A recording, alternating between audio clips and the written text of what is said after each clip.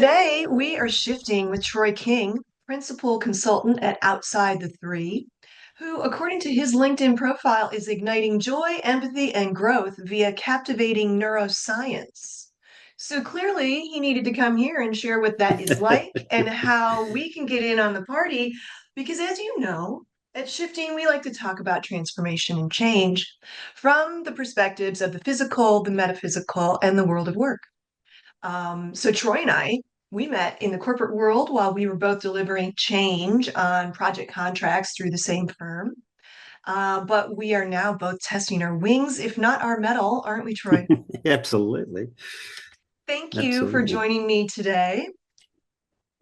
My absolute pleasure. And yeah, lovely to I suppose formalize some of our amazing chats that we've been having in recent months as we've caught up and share some stuff that hopefully others will find some value in as much as we do as well. So Well, if nothing else, we'll just have a good time. And if people want to tune in, then, hopefully we give them something fun to listen to. And I'm really pleased that you're here. Troy is so smart and he tells a story like nobody else, and he's quite funny. So, beautiful. strap yourselves in. So, do you want to start by expanding on that action statement from your profile, or we could start with something a little less daunting? With my parlor game that I ask all of my guests to play, and then you can tell us how you're igniting joy plus at Outside the Three. Before I get you to explain to us how to build a sustained habit, and can the same method be applied to breaking a habit? So that's sort of the loose frame that we're going to go Yeah. forward with. All I love right. it. It's exciting. And listen, I'm always up for a bit of play, a bit of fun, a bit of joy. So you've got me intrigued with the parlor game. So let's I'm give it a so whirl. excited. So the reason it's my parlor game and it's verbal because I couldn't find a way to monetize it. So I just play it when people come over. I've been doing this for, I don't know, came to me about 5 years ago. So it's just a bit of fun. And it's what's your current first world problem? What's your current first world problem? Oh, so many to choose from. Oh dear. No, no. Um, yeah, I think there's probably a few. In our working life, it's always trying to sort of find that ikiagi, that thing that you have so much joy in doing, but actually earning a living from it. It always sort of seems to be, you're chasing the gold coins at the end of the rainbow type thing, and you can never get there. But I think probably the one that has been a thing for me for a while is probably around sort of some of my sleep and my health in general, and I'll probably go into that in some of the habit sort of stuff. So Fantastic. sleep has always sort of been a bit of a difficult thing for me, and in recent years, going through a lot of stress and a lot of difficult times, that always makes it harder. And, Mm. I've had to really apply a lot of my neuroscience toolkit, and sometimes it works and sometimes it doesn't. And so then asking your tribe for help and looking at ways in which you can do that in healthy and sustainable ways as well. And again, it comes down to some habits and a bit of discipline on yourself with that.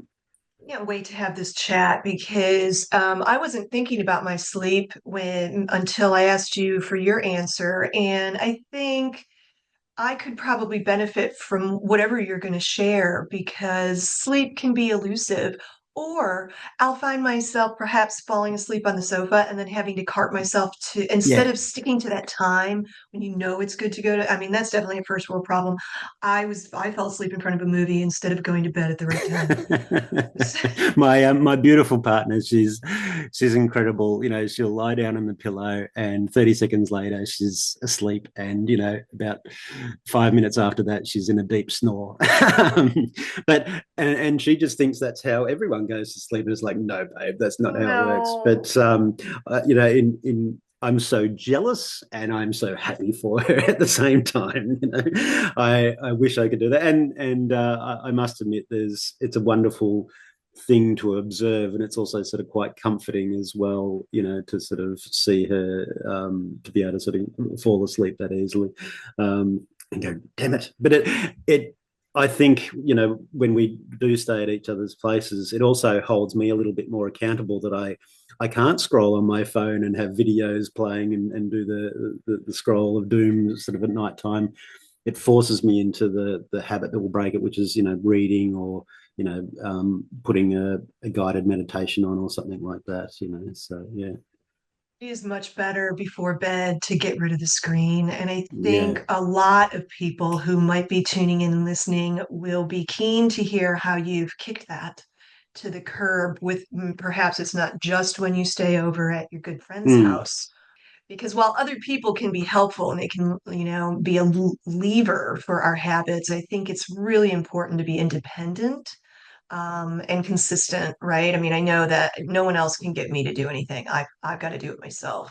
Yeah. Yep. And there's certainly value in body doubling, which is a term sort of for neurodiverse people, especially with ADHD and things like that, where you might just need someone, say for example, you've got this chore that you've got to do, but you hate doing it and it's hard to find the motivation.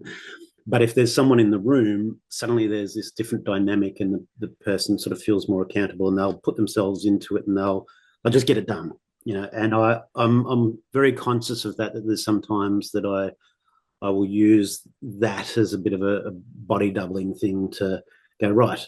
Okay. I've made a promise to someone that I'm going to do this, and I Uh, ask them to hold me accountable and stuff. And then and oh, the more you do it, then you shift into that habit mode. So, yeah. that's true. I was picturing when you first started talking about it, though, that something like the energy vampires sucking Yes. energy from other people. And I wouldn't want to slip into that mode. So that's a good first world problem, and it does link into our conversation. So we're going to play with that a little bit. And so thank Cool. you. And I know that I piggybacked on yours, so I kind of cheated at the game. And I've got just a random first world problem that I've solved. So Yeah. that's Ooh. a new twist on the parlor game, but I want to throw it in here because we have a cat, right? We got a cat in January. It's now September, and I've never lived with a cat before. So the pet essence is not really to my liking. I want to have the pet, but the essence that is in the air and the furniture, etc., has been not the greatest thing. And she sheds a lot. So I've got this little rake Oh yeah. for the sofa and the Yep. carpet, which is great. But I also found an enzyme cleaner that you don't wash off, you don't mix it with water, it just sprays. And it smells almost like nothing. It removes pet smell, it removes pet stains, and it just disappears. And Mm. it's like a big fat joy. And if they'll be a sponsor, I'll tell you their name. Well, I totally understand where you're going with that. So yeah, I have a lovely border collie Neo, and even after you vacuum, you walk into the room that you just vacuumed, and there's more Neo glitter and fur everywhere. Yes, and I and my resemble that comment. and my daughter-in-law, yeah, she has beautiful long black hair, and so you have the black hair from the border collie and Katrina's black hair, and they all mix together. But it's yeah, he.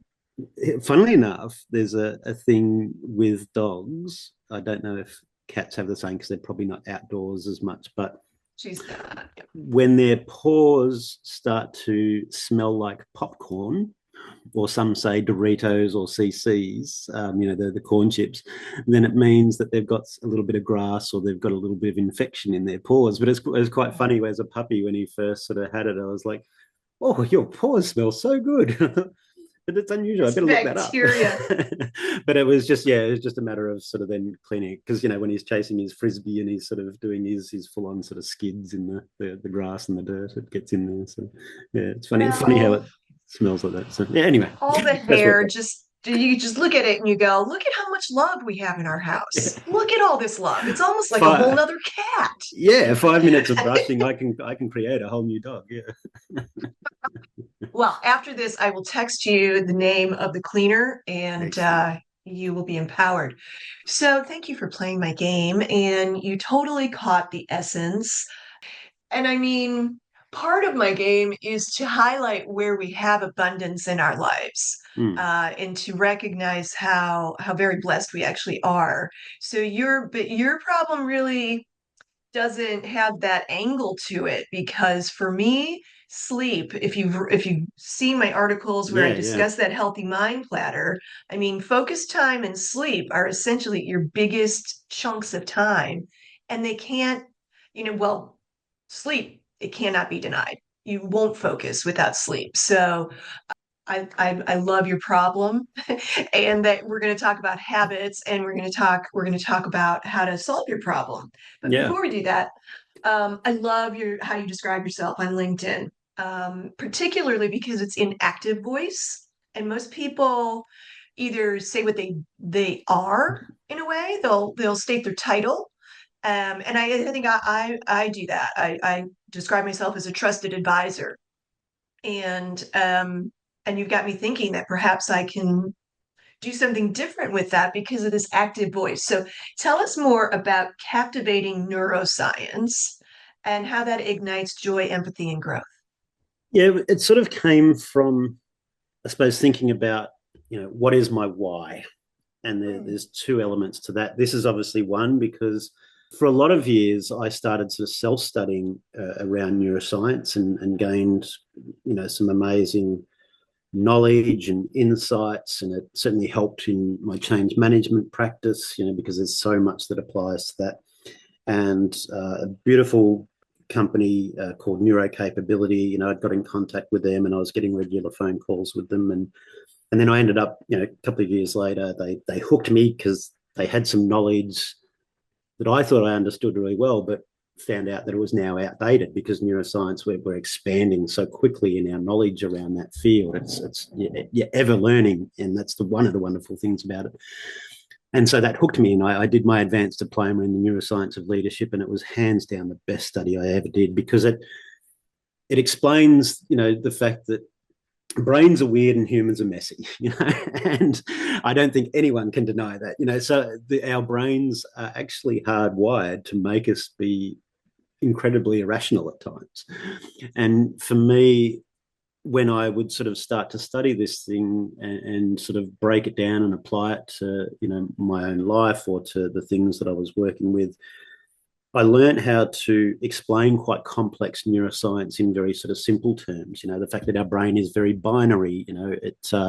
We love going towards rewards, but we're more hardwired to avoid risk, and that's a bit of an overpowering thing. Our brains love to save energy, but oftentimes the things that we need to do are costing us energy. So our brains will hesitate. Our brains use less energy being negative because being positive takes more of the prefrontal cortex. And when we're studying, when we're learning, when we're trying to do difficult things, our prefrontal cortex can use more blood sugar than all our other organs combined at one point. So the brain goes, oh, I should really do that thing. And that's where we create remarkable. habit loops. And that's where we create habit loops because habit loops take the energy away from having to engage the prefrontal cortex and puts it back to the basal ganglia and the striatum for physical things, basal ganglia for learning things, and creates these habit loops so that it becomes more unconscious Mm, capability. So all of these things, and then we have all these biases that little algorithms and programs in there to short circuit having to think too deeply about things. So we react rather than respond. So I suppose, yeah, it helps me, that positivity, and that taking that pause in that moment. I think there's so much division in the world because of one of our chief biases, and again, a very binary thing, our in-group, out-group bias, and everyone wants to make sides and create teams, and that's where we're seeing so much division, whether it's political, whether it's religious, whether it's just social media. People want to be very black and white in so many sides, and it's a reaction because it's an algorithm that's driving us. But if we take a moment and breathe and think very cognitively about it, which takes energy. So there's yeah. this sort of cycle of ridiculousness in some ways, but I love those aspects of ourselves that, yeah. Well, you've sparked my brain a little bit here because you're talking about these hardwires that cause us to behave, in your words, irrationally at times. And I'm curious, and especially as you kept talking, is this because, fight, freeze, or flight is it doesn't quite work in modern times, but that's what we're on autopilot about is the fight, freeze, or flight for any given situation, plus whatever biases or learned messages from our formative years have got in there. Then does that sort of is that why? I mean, we're hardwired for irrationality.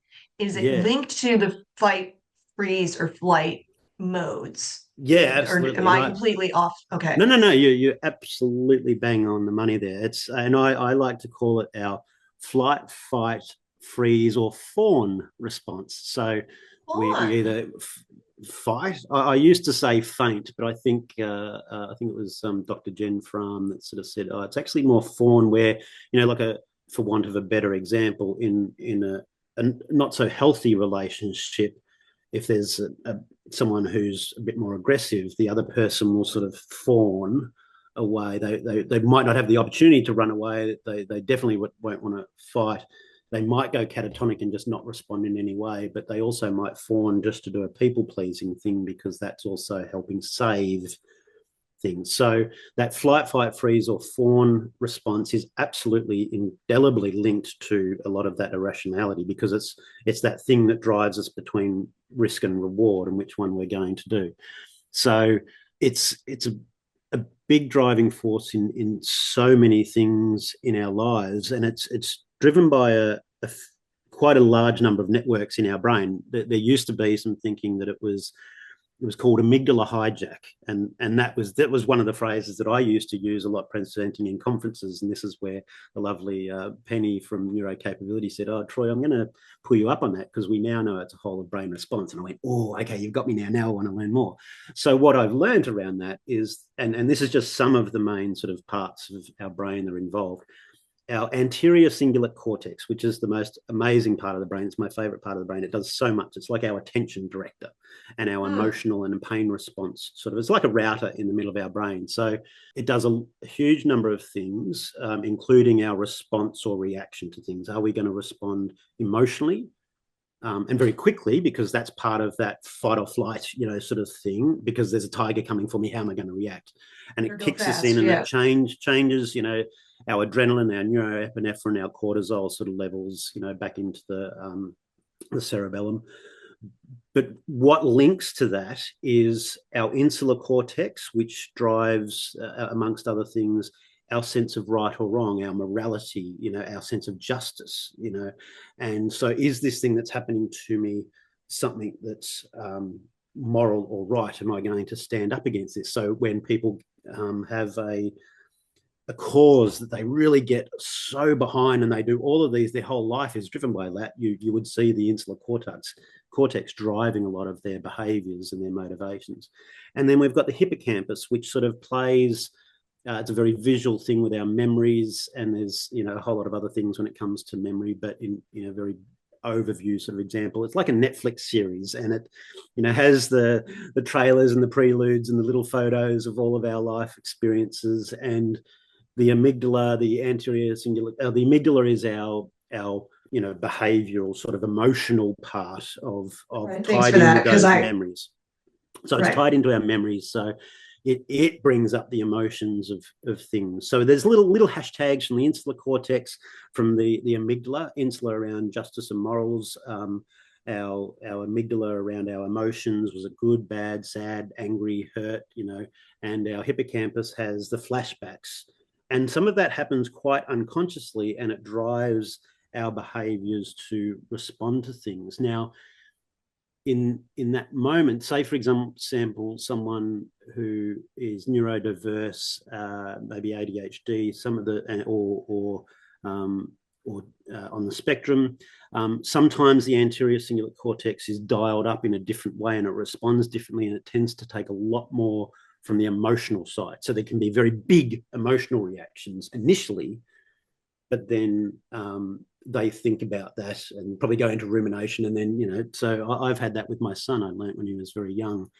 If I tried to discipline him about something that had just occurred, I'd get these big, he'd knuckle down and he'd go into full fight mode and get even angrier, and we wouldn't get anywhere. So I had to go, you know what, I'm really disappointed. I need you to go to your room and think about it for a bit. And that short-circuited it, he would cool down, and then he would come out Mm. and he'd say, "I'm really sorry about this." And I said, "Okay, well, I appreciate that. You realise you let us down and did this." And he goes, "Yeah, I think my punishment should be this."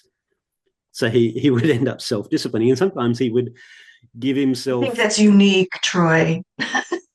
Well, it was something that I discovered, you know, I suppose maybe just by reaction, because I could see I wasn't getting anywhere. So I said, "Listen, we're not getting anywhere. You need to go think about it." And then he came out and he was very, very introspective of what had happened and what he'd done, Mm. and he self-disciplined. And it took me back to my childhood, where I worked out with, especially my mum, who was extremely empathetic.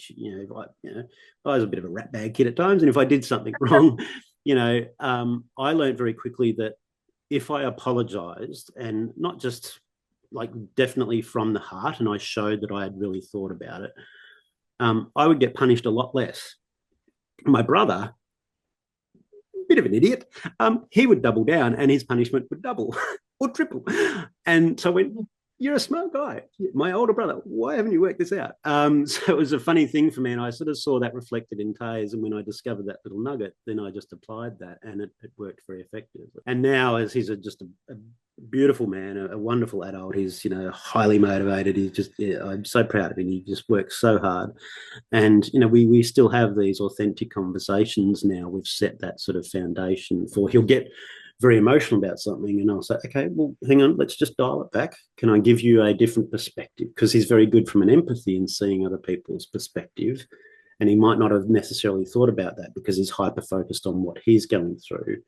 Right. And so, yeah, it's ended up working well. So, yeah, there's all these things that come into play in that flight, fight, freeze, or fawn sort of response, and it is very much a driver of risk reward, in group, out group bias. It's a very big cornerstone of all of the way our brains have this intricate layer of all of these things making our decisions for us. Sometimes we're not quite conscious of it all. So there's a very old quote from the Viktor Frankl, who says, between reaction and response, there is a space.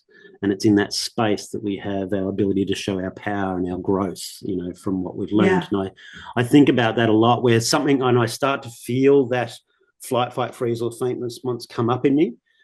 That's my indicator to go, okay, take a breath. Let's think about this. Should I react emotionally? Well, I've already short circuited that by having a trigger to take a breath. Mm. Am I being driven by my amygdala and emotions, or my need to be right, from my insular cortex? What is the memory that's causing this reaction? I get curious about that thing, and I can take a Yeah. moment in it. Whereas I think, especially when I was younger, and I remember in my early 20s, just after my mother died, and I was grieving pretty hard, and I was just angry. I was just angry about everything. My mum had just Mm. died, and she was my world, and I'd been her carer. She'd been sick for a long time, and I remember yelling at someone about something that I was really upset, but in my brain I'm going, "Why am I yelling at them? I really love this person. I don't know why I'm doing Yeah. this, but I had to." It was just, and so I think as we get older, we have a little bit more capability to take control of that. I think as we're more cognitively aware of it, and to be able to short circuit that and be a bit more cognitive, a little bit cost benefits analysis in our response to things. If I react in an emotional way, is it going to cause more harm, or is it actually going to solve the issue? Well, oftentimes it doesn't. But if we can speak a little bit more logically, or maybe even it might be, we need to take a pause on this. We're both in a state that's not going to solve this problem. How about we come back to it later? That links back to what you were talking about with the sleep, actually, because we were talking about taking a pause between the screens, the activity, the everything to, get yourself down so you can go to sleep. And I mean, you mentioned as we get older, we have more control. And I'm not convinced that that's completely true. That I probably was thinking that as I said it as well. Maybe it's to some funny. I, people, I mean, maybe others get more stuck in their habits. well, I mean, for one thing, I'm aware that the prefrontal lobe isn't really formed until about 25, 26, and we stop really we have this in our mind about children that were done at age 18, but you're not, because that 18 to 25 space is really tricky because of that frontal lobe not being fully formed, getting out there on their own, the emotions driving things, and not being able to take that pause. So, and then I did have another question. That justice piece that you mentioned, and what did you call that? The one where The the the place where insular cortex. the insular cortex, which is where our morality lives. So, is that piece missing in some people? Or is that piece like formed and calcified by your formative years environment? Because when you say justice, I mean, and then passion in the same place, it can be a perceived sense of justice, but it may not match mine, right? And so I'm curious about this piece, if it's different in different people. Well, there's Speaking Neo. of the collie, Safe. That's a wonderful question, and I think again there's probably not a simple answer to it. There's probably a number of things that come into play, and I think in the context that you've spoken about it, and it might be that the if you're comparing people and what their sense of justice is, and I suppose, for want of bringing up, political sensitivities, we look at the state in the US at the moment with Trump, and it's quite ironic when you read through stuff on X or Reddit, and people are very polar. It's like, here's the most morally corrupt individual, and how could any, all the crimes that he's committed is just a horrible, disgusting human being. And then others go, we think he's the best thing ever. And yeah. don't speak for me. I think he's the most wonderful. He's exactly what we need for the country. And you're like, how can those two views be so distant? And I think the in-group, out-group bias plays a heavier part in our reactions and our response to that. And you watch some of the amazing sort of late night shows and things, and the way they go and interview some of the Trump supporters, and that break their logic within two sentences. And they're just so unaware of self in those moments that they use their reasoning and logic. I think one of the funniest ones just very recently, JD Vance said, talking about Taylor Swift, I don't think we should be listening to the views of a billionaire about, who should be running the country. Ironically, what's Donald Trump then? What? That's hilarious. I missed that one. Yeah, it was Okay. quite. But yeah, I think going back to your question, yeah, I think you raised some really good points in those formative years, because there's a lot about some of our environment up to the age of 7, which is very big in our formative years, about our observations of so many things, and that's a really critical part, especially when it comes to education. So we've certainly seen that in the education industry, especially in Australia, where they have poured a lot of resources into early childhood, tried to Right. get children that are at risk or in low socioeconomic areas. There's a huge amount of government support to get them into kinder much earlier, to try and help break the socioeconomic cycle, because the earlier they get in, the more it sets them up for their future life in that sort of point to age 7. Then, as you mentioned, from teen years, and you mentioned 18 to 25, there's probably just even a few years earlier. There's a wonderful TED talk. I can't remember the lady. It was a number of years ago, but she spoke about how the way the brain in that sort of teen years is designed to be rebellious, and it Hmm. has very heightened hits of dopamine and endorphins from behavioral instances, because it's the body's way and the brain's way of saying, I need to become an independent adult in a few years' time. I need to learn to do these things on my own and make my own decisions. And that's why so many, especially boys, do really stupid, crazy things, because they want to test the boundaries of everything. And I used to be, you know jumping off things that I think at primary school, even I was labeled the accident looking for somewhere to happen because I was just doing crazy stunts and Yes. falling off and knocking. I think I knocked myself out about 3 or 4 times. But yeah, I was always a bit of an adrenaline junkie in my teen years, and I suppose I still am now. Um, Read something about that to your in crowd, out crowd point, and coupled with the adrenaline and the what did you call it? I need to be an adult. That the piece, I the need to dopamine prove and myself, the endorphins, yeah, dopamine. yeah. And when they're all together, it's worse. It's like the hormones are all in the room and somehow they grow when they're all together and they will do even more ridiculous, dangerous things for that in crowd acceptance Yeah, the group think piece. element. Yeah, Yeah. yeah, absolutely. Oh, yeah, you see some of those videos that people do. Like, didn't some What were guys you make a thinking? living out of it? Hmm. They what do they call themselves? Yeah. Stupid? Yeah, uh, jackass Jackass, that's something. the Yeah, one. that's Yeah, it. that was Okay. right on the tip of the tongue. Yeah, yeah, yeah. Yeah, I mean that was, and that probably spawned a lot of even more Absolutely. craziness stuff. Yeah. But they they then sort of take that pain into a pleasure thing. Their brain sort of turns that around, that they then get a dopamine hit from doing it. So they test themselves, throw themselves into a cactus, or whack themselves between the legs and all sorts of weird, and put fireworks in places where they shouldn't be, and just ridiculous stuff. Are females doing any of this? Or Probably or not as much. Probably a little bit or the more. other genders that are out there now? Is anyone besides sort of your cis male teens to 25s participating in this behavior that we're talking about? Yeah, it's probably a good question.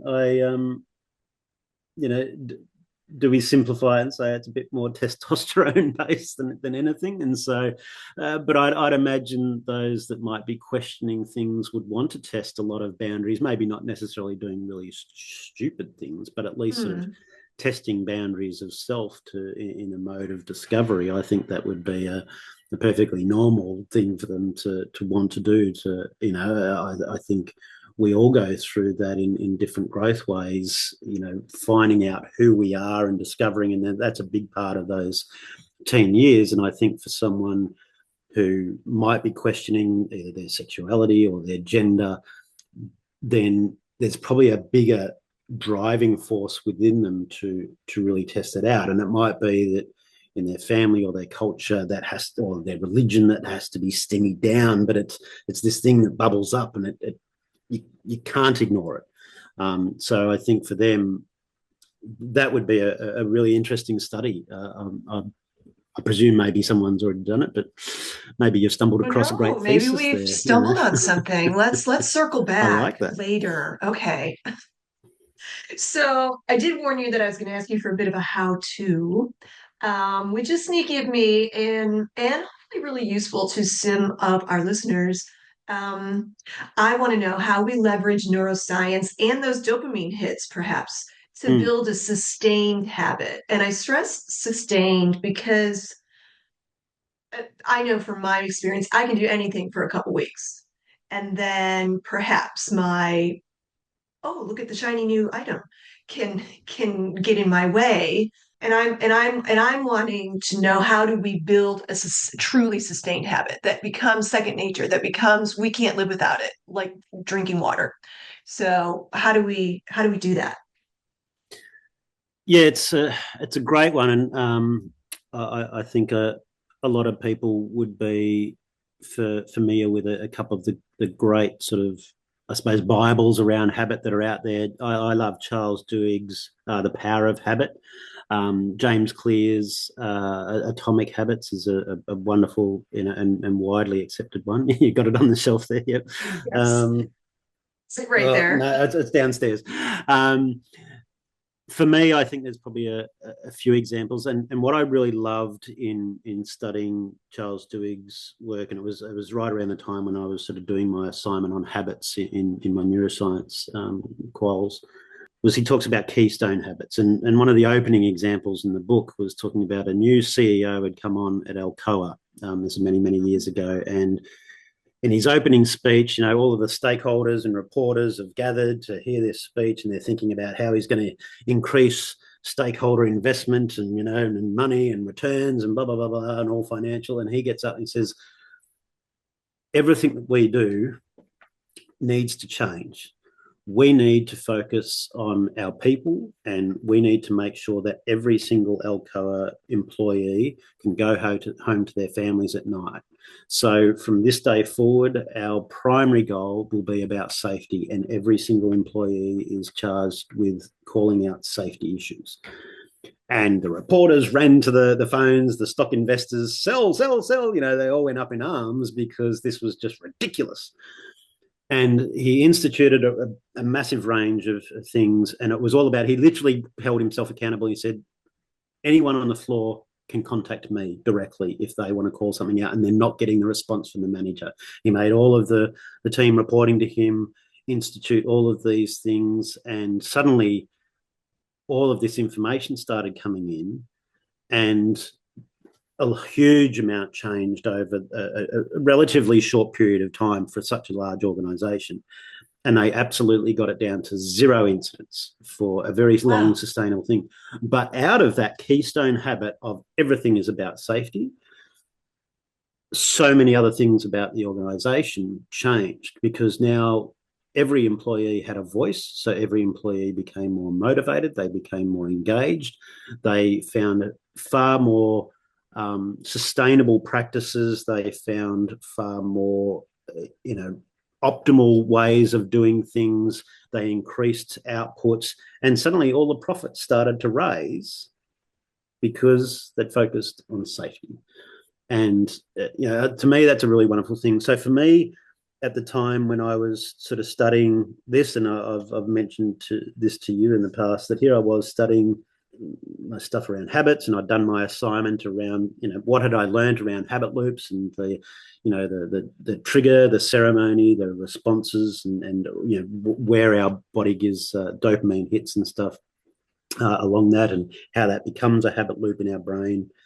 My left hand went out to reach out for a Jack and Coke, and I didn't have one then. I went, oh, because part of my assignment was I had to apply, yes, show that I'd learnt the thing, but then it was how do I apply it to self, to a friend or team member, or to a team and to an organisation. So those 3 applications of my knowledge, that's part of the core assessments and stuff.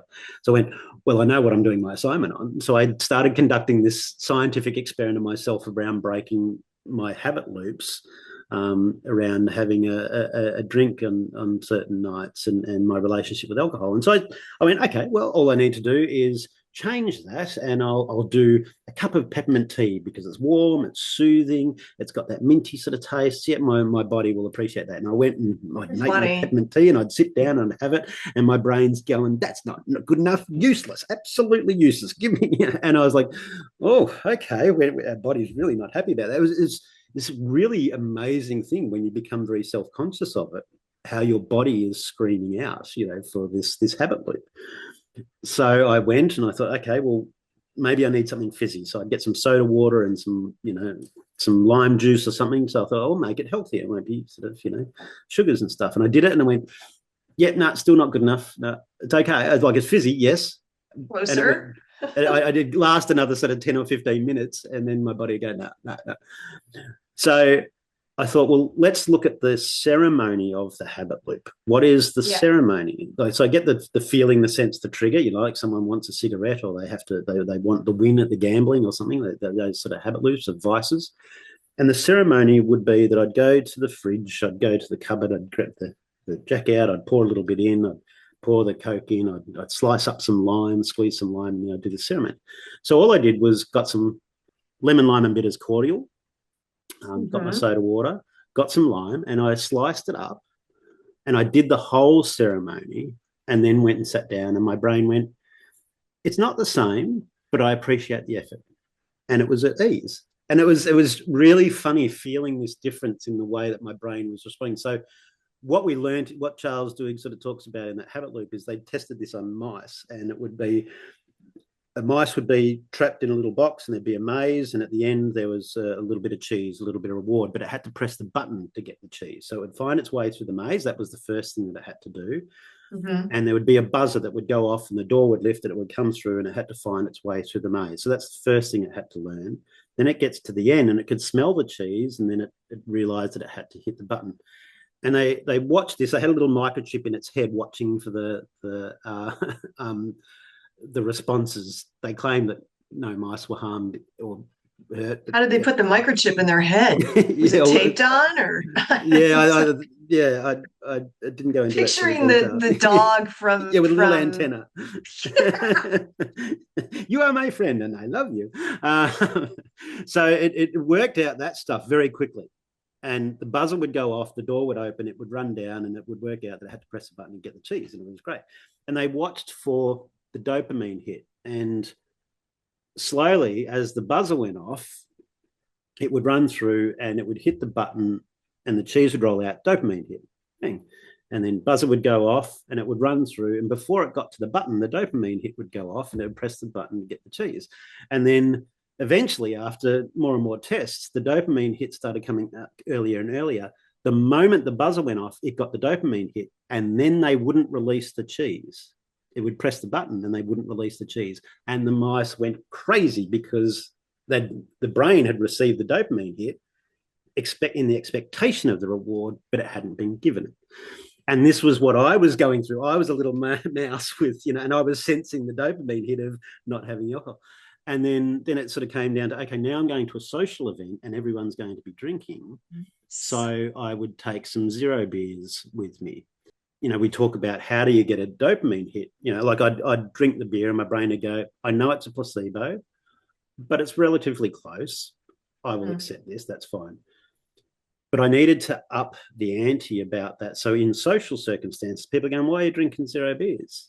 And I would purposely drive to the thing rather than catch public transport or an Uber, because now I had a responsibility not to drink because I was driving. So, well, I'm driving tonight. But actually, interestingly, I'm doing this as a bit of a scientific experiment about my neuroscience learning. They go, oh, what's that? So now I get to tell a story, which is obviously something that I love. And so this became the other dopamine hit, the reward for myself for celebrating my change of habit. And I think that's a really important thing to making habits sustainable, is the celebration and reward when you do it. So, for sleep patterns, if I, again, get to bed a bit earlier, I don't doom scroll, I read my novel, and I can't read sort of business style books or anything because it gets me right? thinking too much about that. But I'll read novels, like Jack Reacher, or there's a character called Mitch Rapp, who's like an espionage super, black ops spy, and you picture these worlds and amazing authors that create wonderful landscapes in your mind of these things, and you're escaping into these characters, which takes all of the rumination and all of the stuff out of your head, and that's an easier thing to sleep. And then the same thing for me, if I on some occasions, if I'm feeling that I'm not going to be able to sleep and I'm not feeling tired, but it's that time I need to be getting to sleep, then I've got the Calm app on my phone, which I've subscribed to, and I'll either play some music or some guided meditation or something like that. To be able to focus on that, focus on my breathing. It might be just a body scan, or it might be a story that they're telling, and that helps me sort of get off to sleep. So those are some of the things, and the distraction, because it's the rumination that keeps us awake on stuff. So what I'm hearing from you in response to my question, and I was going to follow up with how do we break a bad habit, but you kind of woven it all together for me, which is really nice. And what I'm really crystallizing this down to is it's super important to find our why Mm, for either creating or breaking a habit, because that's what one returns to when willpower and other people aren't available to keep us on track. And so if we can pull out that really, really deep-seated why and list those reasons supporting, then that could help you stick to your habit. But you brought up the alcohol, which I'm a teetotaler, and I'm with you on sort of tricking your subconscious because I used to really enjoy wine, and I was very knowledgeable about wine, and I would be the one who would happily take the book at the dinner table and find the one that would please the whole table and Yeah. all that stuff. And I had all the beautiful Riedel glasses, right? The different varietals, and and it looks so pretty when you set the table. And when I decided to put down alcohol because I couldn't find the value add for it, there was no good why for it in my life. When I put it down, I missed the stemware. Right. I missed the glasses, right? I wanted a pretty that's the only thing I really There's no liked reason about why you alcohol. can't. Margaritas, I love margaritas. They have a nice glass, like wine, the different shapes, champagne. So I still use all my glasses.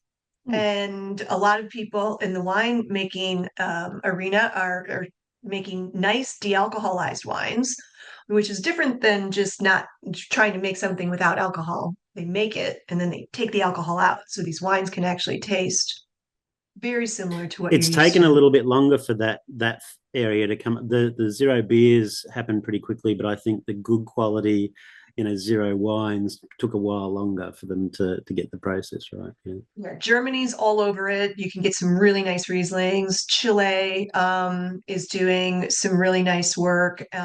France, not as much, but I'm hoping they're No, they're we going to get cannot do on it. that. What are you talking about? It's What are ridiculous. you doing to my vino? Yeah, exactly. Oh, sorry, wrong word. So it's nice. So what we're understanding is, a habit has a ceremony to it. It will have a good why, right, in order to stick. And this works at work as well. And you're probably super familiar with the fog behavior model. B Mm, equals map. I like to give people a map. It's really important. Like if you're going to do a process change or a complete operating model change, then you need to have this. You need to shift behaviors, and so you got a motivator, which is your why, and it needs to be different for different stakeholder groups, I think. Then you have to be sure that people have the ability, which links into ADKAR a little bit. I think MAP is yeah. a little bit more concise than ADKAR, right? And then you've got the prompt, right? So what's the thing that makes your trigger that makes you go, oh, that's what I need to do. And so, like for alcohol, it's the time is your prompt. What time is it? It's cocktail hour. Mm. Or it's time to go out and meet my friends for a drink. So how do you remove something from the ceremony or switch it up, I guess. I think you've hit on some really good points there, and I think the why is important. When it came to the alcohol thing, there was probably a beautiful convergence for me. It wasn't just so much about the assignment, that was the thing that prompted the thought, but it was also a couple of the discussions I had around the time. So I'd had one of my authentic discussions with my son. So I'd had a relationship sort of break up a little while back, and he said, and it had been a short, like it had been about a year, and it had been a bit toxic. And he'd said to me, you guys would always have a lot of fun together, and all seemed all good, but it always seemed to be revolving around alcohol. You would always come and you'd always have drinks, and then that's when you'd sort of have all your hilarity. And I went, wow, that's what an observation, and a bit of reality check from my son, that he was sort of seeing that was a core part of that relationship. And then Right. when I entered into a new relationship, my beautiful partner, and still my partner, 4 and a bit years later, she'd sort of gone through some tough times in a previous one where her ex had been quite an alcoholic, and caused quite a few issues with family and friends and stuff. So there was this triple motivator for me around it.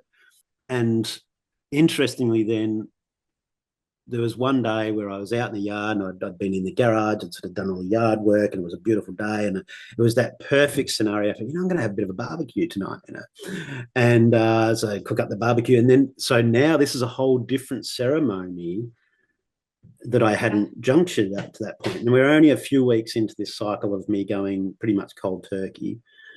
And my brain's going, there's a half a bottle of Gentleman Jack up in the cupboard, and we've got some Coke, and ooh, that would taste really nice right about now because it's quite hot. And I go, no, no, no. So I did one of the things that we learned, in our neuroscience training. When you see on all the CSI sort of style things, they do a post-mortem of, what happened to the victim sort of thing. Well, one of the things in neuroscience is when you want to change a habit, do a pre-mortem. So think about the circumstances which you'll find yourself in where the habit could come up, and think about logically how the steps will follow and what will be the end consequence. So for me, my brain straight away goes, now you'll have one, and you haven't had one for a while, so it's going to taste beautiful and it will go down, without any drama whatsoever, yeah, It'll hit and it'll be you beautiful. too. And you go, well, listen, that was quick. One more won't hurt. And so then I'll have a second one and I'll pour it a little bit stronger. And by then I'll be starting to go, oh, that's just so nice. And I'll savor it a little bit more. And the inhibition will drop slightly. And I go, you know what, let's just have one more. What's the What's problem? the Now, harm? if I do that, then I'll end up sort of having more, and I'll go to bed and I won't have a great sleep, and I will wake up feeling absolutely crap in the morning. So part of my sleep thing as well is understanding that as much as I was telling myself that alcohol helped me get to sleep better, it was actually worse Oh, quality sleep. So I yeah. had to dispel that myth in this sort of post-mortem.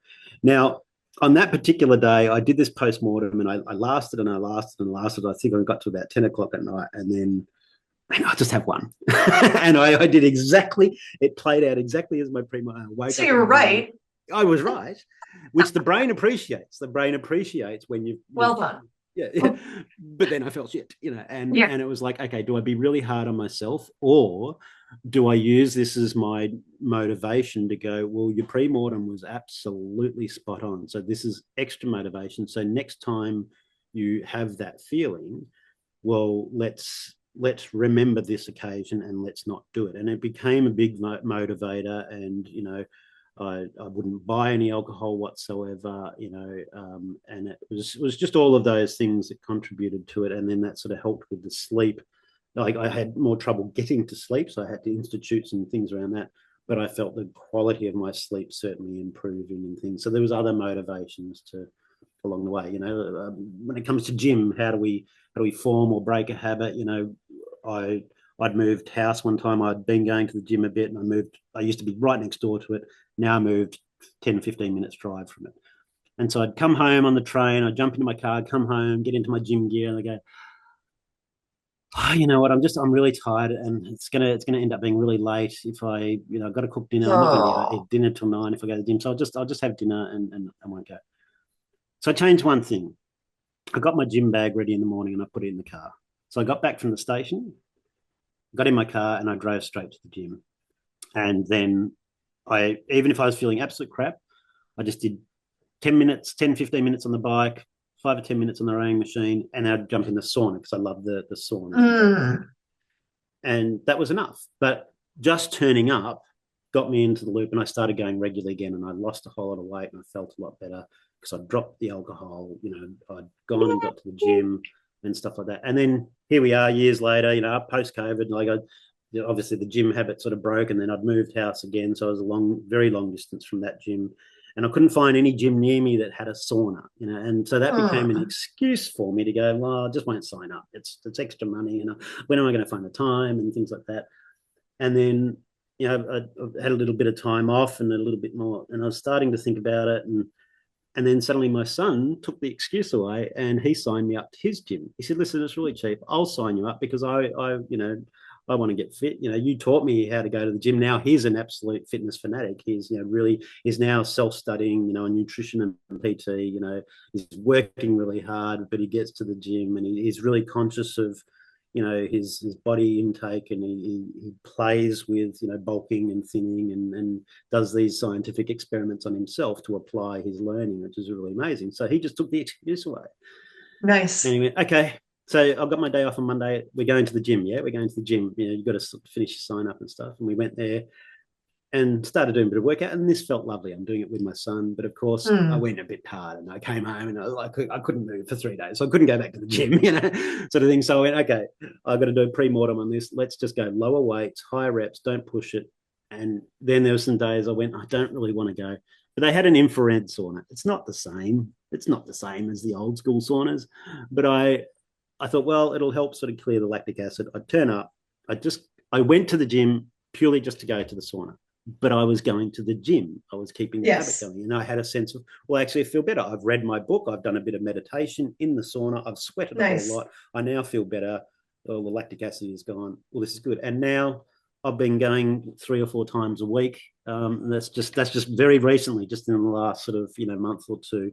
And now I'm feeling a lot stronger, and now we talk about motivation. There's a lot of thought to say motivation's total load of crap. It's just false. You just got to turn up. You just got to do it, But others go, well, no, it's about the willingness, and it's about the wanting to see that change linked to the why, as you've sort of been saying. And I think I've got a foot in both camps, because I've gone through a period, in times where suffering from, stress and overwhelm, and because those flight, freeze, or faint extended periods of time changes the architecture of our brain.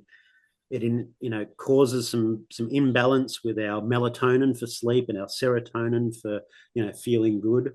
Yeah. And those things are really key for our motivation, because if we don't have that, and so that's why we might need to go see a psychologist. We might need to go on some medication to be able to help with like serotonin reuptake inhibitors and things like that. Or there's a lot of different natural supplements. I take a lot of magnesium at night. I've been on some melatonin sort of stuff, but I've also got to balance that, because in chatting with a psychologist, he said, well, if you take too much melatonin, it can actually reduce the way that your body manages serotonin, because they're sort of the yin and yang of it. And I'm going, okay, so I could be causing some of the lack of motivation by trying to increase my sleep Go to to sleep. increase my Yeah. motivation. Yeah, so there's this. So it's all about the knowledge as you continue to learn this stuff. So, but yeah, getting back to the gym and starting to feel that, it's wonderful to feel that. You know what? I'm definitely going to go today, or I'm only going to do a little bit, but I'll go and do the sauna for I'll do a bit of a half-hour workout, but I'll go to the sauna. So you're getting your reward in there, which is for you the sauna. And I actually like an infrared sauna. I find that the effect lasts, like it keeps going after you've left the sauna. Like there's still benefits afterward. So I'm kind of a fan of the infrared, but I know it's not the same. It isn't. You don't get that like warmth, You go in and it's like, this wetting isn't thing. really hot, but then 10 minutes later you're just pouring sweat. Yeah, dripping. Exactly. Um, I mean, I don't know if we totally nailed how to make a sustained habit. And you did talk about how you started going to the gym, but then because you moved house, it was no longer sustained. And so this is what I think a lot of people, we love the hook in the neuroscience realm to how to train our brain. I'm a big fan of training my brain. Like I'm developing new neural pathways is like a hobby of mine. And Mm. I don't tell people that because I sound like a nerd. But I'm still wondering, like, if you hadn't moved house, then you would have still been going to that gym the way you were when you put your bag in your car instead of getting into the house, and that was very Mm. wise. And so, because you moved though, but you had been going for a while, you had the benefits, you knew your why, and then there was a hiccup. And so, how do we? What was that? And then I'm not trying to crawl into your personal life here, but I think what I'm trying to do is build this bridge or something for people so that they, especially, and you picked a really good habit with the exercise because people fall off that wagon a lot, Yeah, yeah. right? Because we think So, there's so many other things that, we don't have time. I've got to do this. And especially if you've got family and you've got kids and you got so many things. Adulting is hard. And so it's, I think there's that combination of the why and the keystone habits, like changing that one thing. Sometimes it's about taking away that excuse, like my son buying me the gym membership, because I'd been trying to investigate all these different gyms and I couldn't find one with the old school saunas that I liked. But he took away that excuse for me. I was like, okay, well, I'm just going to do it. But then I still wasn't really motivated to go to the gym. And then the first time I did, I overdid it because, but it was about, okay, well, there's a big why for me here, because for a long time I haven't been happy with my weight and my fitness. Let's let's do a sustainable thing. It might not feel like we're getting this massive workout, but let's understand that we're a bit older now. Our ligaments, our tendons, our cartilage needs time to build up, and it might take a couple of months for that to occur. Then I can sort of start working harder. And it was about trying to get there, just get into the habit of getting to the gym. And the fortunate thing is it's a 24-hour one. So there was a couple of times where I went later in the day, Right. where I thought, okay, well, I've got everything done. I'll go a bit later. And that was nice as well. But it was then starting to feel a little bit stronger when I was working out appropriately, and then going, okay, I'm going to test out going a little bit harder or doing another couple of sets, or going slightly higher weight, and my body not getting sore, or not as much, but like I could feel like my shoulders, and oh yeah, it's feeling good, and of course I go to my partner, hey babe, how's the guns looking? They don't look any different. I'll go, oh, Oh, and then she goes, oh, I do like the triceps looking a bit better. And I go, okay, thank you, I'll take that. But thank you. celebrating that, Yeah. and my son is obviously a wonderful motivator for me as well. He's going, oh dude, you're killing it, go brah, go, sort of thing. And so there's those things, where I've got to have the introspective celebration for myself. I think that's really important. Yeah, you start looking in the mirror and it's been 2 weeks and you've expected that you're going to drop 15 kilos and the veins are going to be popping out, and none of that's happening. But my partner also, she's sort of trying to do some important things with some exercise and diet, and she's got this amazing personal trainer dude who's set up a fantastic business that I think my son will sort of take some of the tips from. And so she'll come over and she'll go, oh, I'm sorry, I've got to eat my rabbit food. And I go, no, I'll do it with you, hun. Let's do it, and I'll cook it up and put a bit of flavor in it. What can't I do? And so that helps keep us motivated, because I'm now motivated to eat really healthy and help Hmm. sustain my habit. And I think that's one of the good things about exercise, is that if you're putting that effort in there, like last night, I had a wonderful night with a mate. We'd gone to the Comics Lounge. Coming back to my car, and there was a Macca's nearby, and I really wanted a cheeseburger. And I'm going, well, no, because one, you don't want to eat this late at night. Two, you've had enough food. You've had some lovely dinner. Let's not spoil it. Let's just go home. And came home and just sort of had a little bit of water and stuff, and didn't have that extra thing. So it's because I wanted to respect the hard work. And so that's the one thing, when you get these other little habits, it starts to build the motivation or the why around a series of other things, like the alcohol, the excuse around it makes me fall asleep better. Well, then it's shit sleep.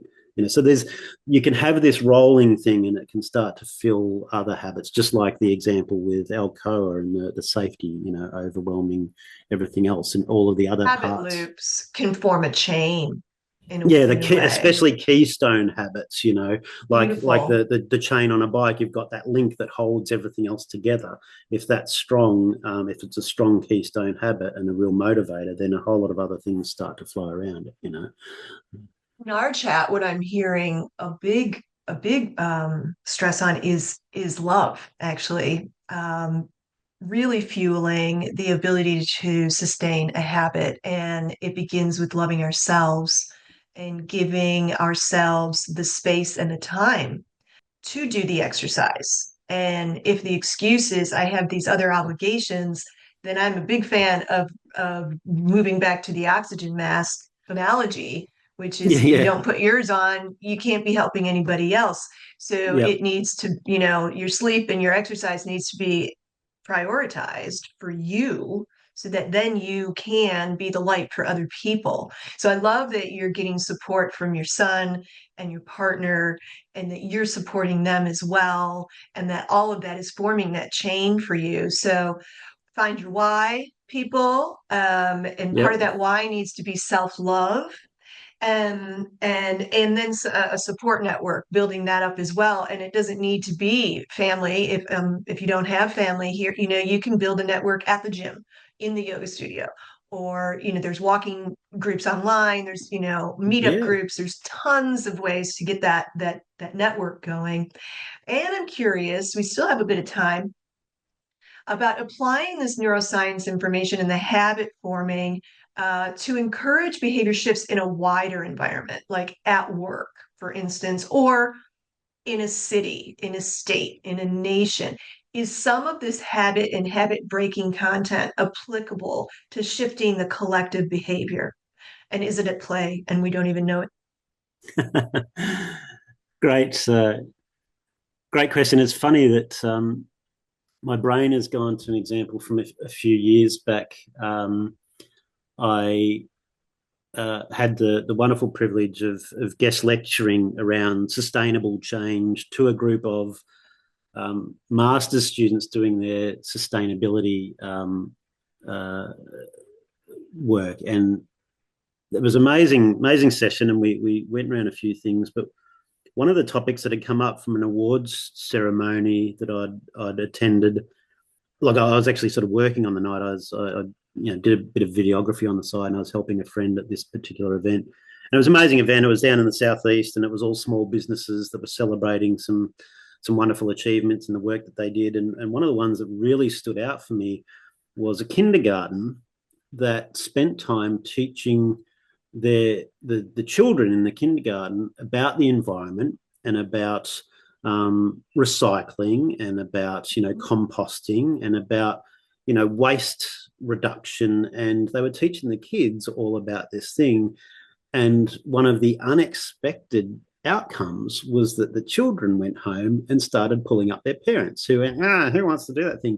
But now their children were holding them to account and said, no, you can't put the soft plastics in the recycling, Dad, because then the whole lot gets ruined, sort of thing. So we have to pull it out. And they started to change the households. And so this in suburb, started to have better quality, sustainable practices. And so then I think they went back to council and got some additional grants to expand that program, and it went into some of the schools and things like that. So that simple little thing, it was essentially the beginnings of a world-changing, event.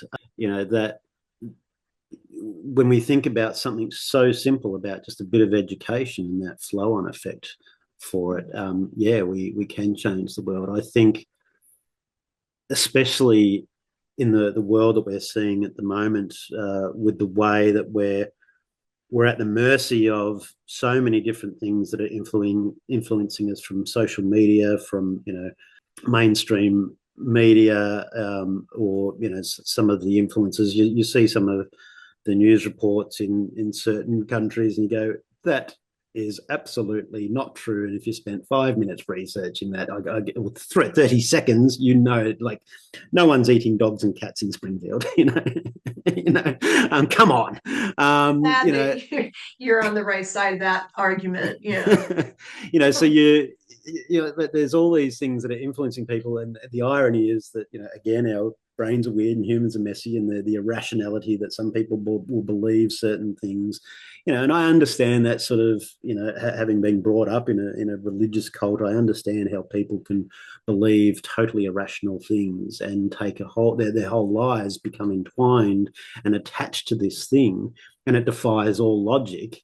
And the moment that you try to present that logic, well, the brain goes into that flight, fight, freeze, or faint response, or fawn response, because you're pulling on cognitive dissonance threads, and the brain goes, these two things can't be true at the same time. I can't have my belief system and this very logical thing that's just been said to me can't be true at the same time, so therefore I'm going to reject it. But every now and again, there might be a seed planted, or the thread is pulled just enough for someone to go, they get curious. And I think, if nothing else, when it comes to igniting, joy around neuroscience and empathy and creativity, that line of, it's better to be curious than judgmental. Because if we're curious, we want to understand more. And I find myself sometimes, when I am sort of scrolling through some of those platforms and I see some of those ridiculous things that people believe, and I go, oh, get that off. I don't want that to become more and more of my algorithm. But then I catch myself in that judgmental moment. I'm going, well, maybe it would be better for me to understand that perspective, so that, if I do come across that, I have some informed information in my head. So there's this aspect of cognitive empathy. So I'm a very empathetic person, and I will try to help anyone wherever I can. but I've learned that that people pleasing component can be very costly. You mentioned the energy vampires. Absolutely, there's so many that can abuse that Mhm. empathy that I try to give, and it's one of the things that's really lovely about my family life and my relationship now is there's this beautiful balance in what we all put in. We all help one another, and so there's times where I've got to go, do I have the energy to do this to myself and look at that, because that can be a very negative thing. And so Mhm. how's my body feeling at the moment? Can I cope with that? Actually, no, I've had a really tough day. I'm tired.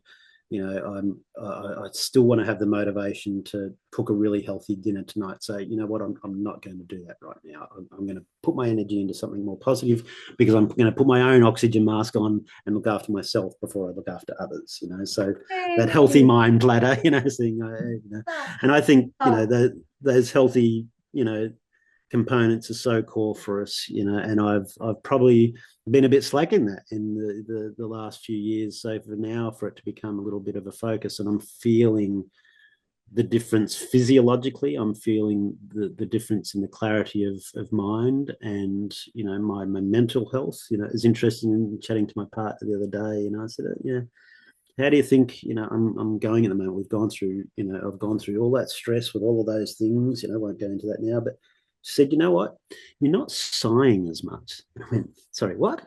And this was all my mate. And she said, when beautiful. you were going through all of that stress, you had so much stuff weighing on you from so many different aspects. She said, even when you're doing something like cooking that you really love and enjoy, you would still be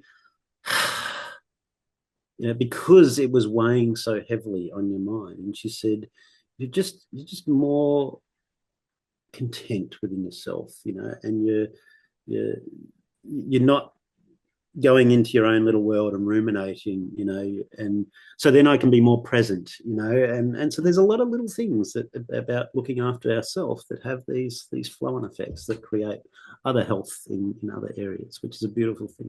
What a great observation that she was able to make for me. Well, and I was just thinking how clever of you to ask for that feedback because we have no idea how we are received on a moment to moment because our loved ones are kind and they're not going to really point out the things that might be frustrating about us. And strangers won't do it either because they're just going to leave and it's no fuss, no muss.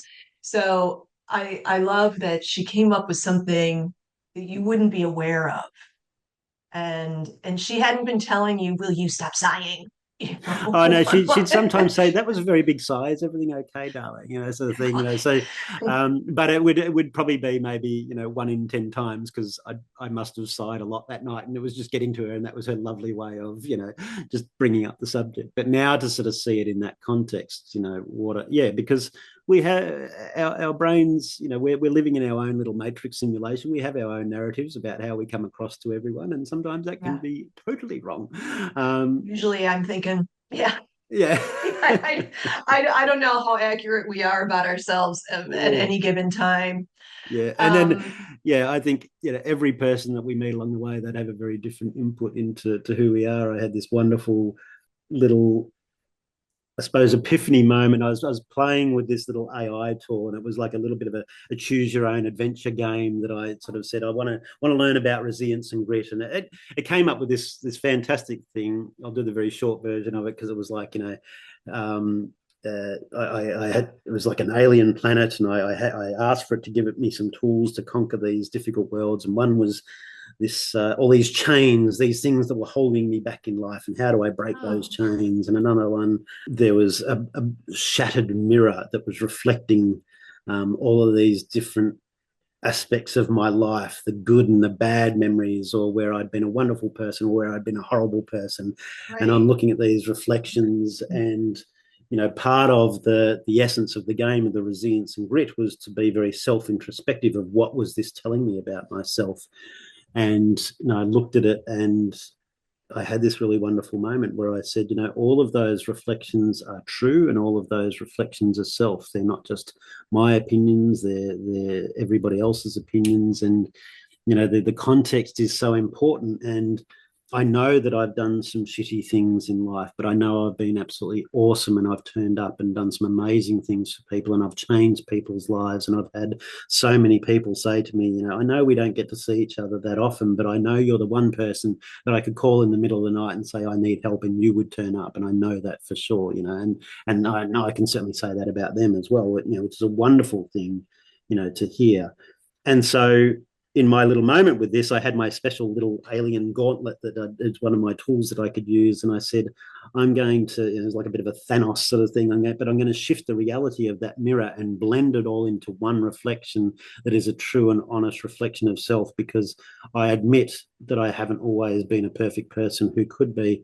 But I admit that the mistakes that I've made have taught me the lessons that have made me the man that I am today. And that I've learned from that and I've improved from that. And, I want to be the best reflection of myself. And so it was this wonderful thing of, let's acknowledge the narratives that some people out there, have about me, and they're not going to be too pretty, and I know that, and I've heard many of them, and I've heard a lot of, other stuff as well.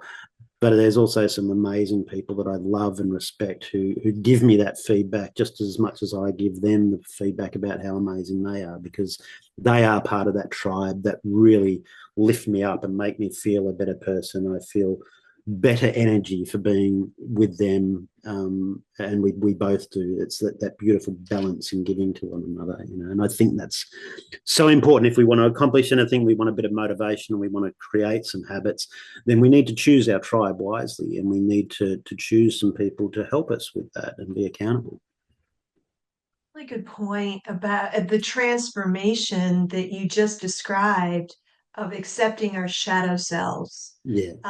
Instead of just being, I'm love and light, and I'm all the time. It's impossible, it's inauthentic, and people can sense that.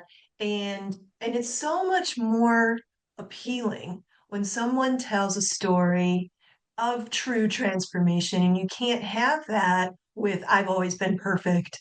Mm. But this story just shows how much more perfect I got. That's not really, that's not a great story. It's not very authentic either, Yeah. No. So this has been really good. What's next? That's my last question for you, because you've got this great title called Outside the Three for your company. Maybe you want to. I have an assumption about what the three are, but maybe I'm wrong. So maybe you can Well, tell us what that is and where you're going with it there's a funny before and you leave. frustrating story around that. So when searching for the business name, it was about 15 or more years ago. I wanted to have the business name as Outside the Cubed, for outside the cubed thinking. So it wasn't just outside the square or outside the box. It was that three-dimensional element of being creative, and it came from a tool that I'd created with a company. I'd come on board, and I was trying to learn all of these sort of different SWOT analysis sort of stuff about all these different products that I needed to sell and be an expert and train in. And it was an influx of information that I'd only just joined this company a couple of weeks earlier, and we're at this offsite, big annual event. And so I brought it down to what are the top three things, what are the top three selling points, what are the top three main competitor, things that I need to learn. And it ended up forming this box, and I created this presentation that took all of this very complex information about all these things and broke it down to just three things. And because our brains, we can't have too many actors on the stage. That's when we get overwhelmed. Our brains can handle one thing. Where multitasking is a myth. That's task switching. It's very Yeah. energy deprivating to our brains. It causes a flight, fight, freeze, or fawn response within us when we're trying to multitask. We double our errors and we halve our accomplishments when we try to multitask. So, but our brain can hold, three bits of information, three bullet points to remember at any one time. And so it was, for me, it was that name of being outside the cube. So what is next for me? Well, my love of the neuroscience side of things, I've spent so many years, and for want of making myself feel a bit old, about 25 years in digital transformations, in project management, in change management, in program management, and being a change lead. And I've been in and out of some of Australia's leading and emerging brands, and I'm so proud of, some of the people that I've worked with and some of the projects that I've delivered out there that have really made a difference, to people. But the one thing that is consistent, you go in and out of all these different organizations. One of the wonderful things about a consultant is that you get to see the wonderful examples of when it's done right. And I've had the privilege of working with some amazing, really high performing teams, which as you study neuroscience, you now go, that's why that worked so well. And then Right? you also see those bad examples, of the toxic environments, and you go, this is why it's not working, but they can't see it for themselves. So for me, I'm very mindful that I want to help organizations that want to get that little bit. If they really care about their people, that's the primary thing.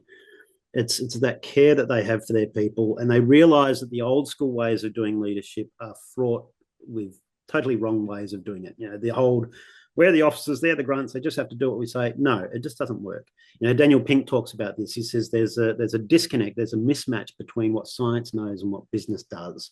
And I suppose that's core of what I want to bring to the table is I want to help organizations, especially leaders, whether they're established or exalted or emerging leaders, to be Mm-hmm. able to build really high performing teams, psychological safety, employee engagement, bringing in that trust, those authentic discussions, to be able to build that so that, they can be very powerful in the way that they work together. Because when you see that, and it's unfortunate that sometimes it's quite rare, but when you see that really high performing team and the way everyone has one another's backs, they might not be best mates socially or whatever, doesn't need to be, but in the work environment, they all look after one another.